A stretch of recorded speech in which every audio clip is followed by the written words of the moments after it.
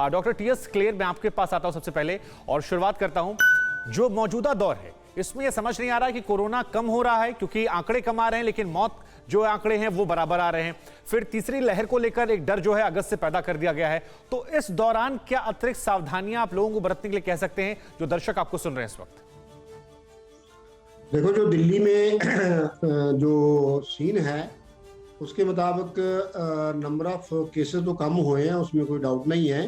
Because जो infectivity है अभी, मतलब कि जो परसेंटेज है वो 20% हो गई है।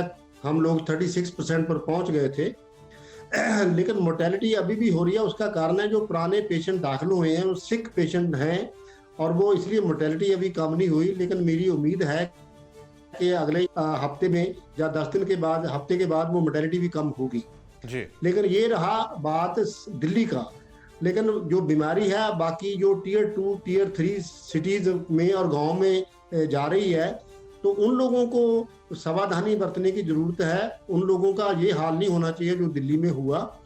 प्रिकॉशन भी पूरे रखने हैं और जो उनकी सिविल अथॉरिटीज हैं, डिस्ट्रिक्ट एडमिनिस्ट्रेशन है, दे हैव टू बी, मतलब उनको तैयार रहना है मरीजों के लिए। बिल्कुल। और मैं तो ये समझता हूं कि 31 मई तक नेशन वाइड लॉकडाउन करना चाहिए अगर हमने इस बीमारी पे कंट्रोल करना बड़ी है। बात आपने कही है, और 31 मई तक लॉकडाउन करना चाहिए अगर पूरी तरह कंट्रोल करना है। ये है कि जी, कि वैक्सीन में जितनी भी जल्दी हम करें, चाहे हम और इंपोर्ट करें और तरह का जितनी भी वैक्सीन हमें मिलती है, कहीं से भी मिलती है, ला के हम लोगों को वैक्सीन करें। जी, अब आपने ये बड़ी बात की, लेकिन सवाल यहाँ पर ये भी होता है कि बाहर देशों में डबल डोज लग गई है, हमारे यहाँ सेकंड डोज का लोग इंतजार कर रहे हैं, 18 साल के ऊपर के लिए वैक्सीन नहीं मिल रही, कई तरह के सवाल है। पवन कुमार हरियाणा से जुड़े हमारे साथ। पवन जी, सवाल पूछिए। सर जी, मेरे जीपी रिएक्शन होती है, मैं रिएक्शन ले सकता हूँ? सर, आपसे गुजारिश है तमाम दर्शकों से कि प्लीज अपने टीवी सेट का वॉल्यूम कम कर दें सवाल पूछते वक्त। सवाल पूछे दोबारा सर, आपकी आवाज क्लियर नहीं आ रही। मेरी अंग्रेजी दवाई जीपी है जी, रिएक्शन होती है अंग्रेजी दवाइयाँ जी, तो मैं रिएक्शन ले सकता हूँ? ओके। डॉक्टर टीएस क्लियर, सवाल ये कि अंग्रेजी दवाइयां रिएक्शन करती हैं, क्या वैक्सीन ले सकते हैं? बिल्कुल ले सकते हैं। कोई भी दवाई ऐसी नहीं है जो कि आपको छोड़नी पड़ेगी वैक्सीन लगने के पहले। अगर आप कोई भी मेडिसिन ले रहे हो किसी तरह की भी, पर्टिकुलरली मैं कार्डियोलॉजिस्ट हूँ इसलिए मैं बताना चाहता हूँ कि कोई भी अगर आपको हार्ट की मेडिसिन चल रही है, चाहे ब्लड थिनर चल रहे हैं, चाहे एस्प्रिन चल रही है, चाहे एसिट्रोम चल रही है, चाहे वारफेरिन चल रही है, किसी दवाई को बंद करने की जरूरत नहीं। वैक्सीन के साथ किसी दवाई का भी इंटरेक्शन नहीं है। देखो, एक चीज समझ लो, जो वैक्सीन है ये लाइव अटेन्यूएटेड वायरस नहीं है, ये तो वायरस का जेनेटिक मटेरियल लिया है, तो उसका कोई इंटरेक्शन नहीं है, कोई कंट्राइंडिकेशन नहीं है। ठीक है, बिल्कुल बेफिक्र होकर वैक्सीन लगवाइए। उमेश कुमार अगले कॉलर हैं बिहार से। उमेश जी, सवाल पूछिए। जी नमस्कार सर। जी नमस्कार। जी सर, मैं जानना चाहता हूँ डॉक्टर साहब से कि मैंने पहला डोज लिया है सर जी, और मैं डायबिटीज का पेशेंट हूँ सर जी।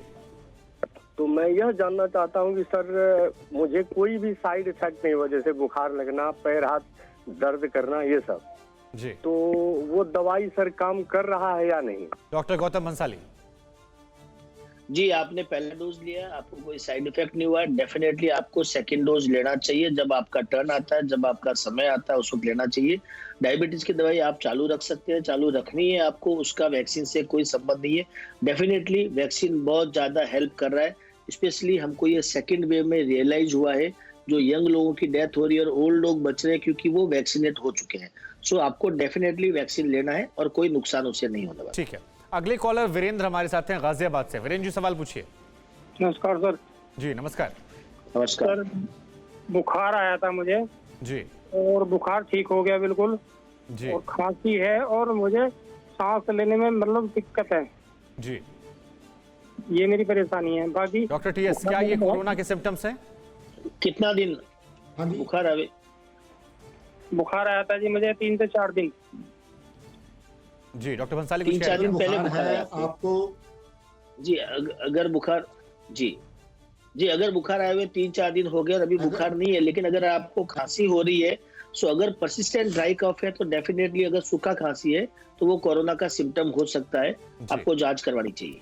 डॉक्टर टीएस, आप भी कुछ कह रहे थे इस पर?